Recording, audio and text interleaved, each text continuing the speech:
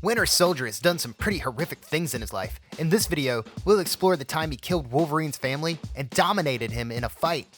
This story takes place in Wolverine 2007. Wolverine has just gotten his memories back. All of them. He's looking for Bucky Barnes, the Winter Soldier.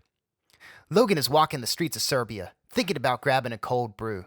Then suddenly, he's sniped from an adjacent rooftop. It's the Winter Soldier doing this, and he knows it. He ducks into a printing company for cover. The shot to the back of his head, plus the blood running into his eyes, has temporarily blinded him. He tries to use his other senses, but he cannot hear anything over the printing presses, and he cannot smell anything over the ink. Bucky has planned every part of this attack and is executing it perfectly. He has taken away most of the traits Logan relies on.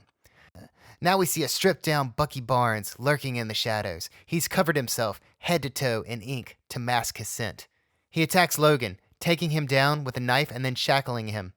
The two tussle it out, and Bucky pounds his head against the floor. Wolverine begins to go berserk, allowing his hair to be ripped out and then biting into Bucky's hand. He manages to get the upper hand for a brief period, then is taken down once again with a shot. It's the sniper from the street Bucky hired to kick this plan into motion. When Logan comes to, him and Bucky are in the sewers beneath the streets of Serbia. Bucky explains that he remembers all the wrongs he committed as the Winter Soldier and believes Logan must remember too as he's coming after him now. He then apologizes for killing Logan's wife, Itsu. We flash back to a time when Logan was living in Jasmine Falls. He lived there for 5 years, he took a wife, and they were expecting their first child together. After a ceremony, we find Logan in the woods. He senses something is wrong. He smells blood in the air. He runs back to the village to find his pregnant wife had been murdered. Bucky then explains it was him who had murdered Logan's family in hopes to get him to chase him back to Madripoor. However, Logan didn't chase him. Instead, he went to a mountaintop and met with Muramasa, who crafted one of the most legendary swords in Marvel lore.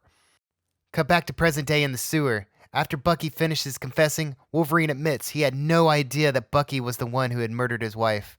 He sets off to find more intel on the people who had hired the Winter Soldier, but before he walks out, he leaves Bucky with an ominous warning. You and me, we ain't done. What'd you think of the story? Do you believe Wolverine could still be taken down so easily by Bucky Barnes? Let us know in the comments below. And if you enjoyed this video and you want to see more, consider subscribing. I'll be putting out more content like this weekly.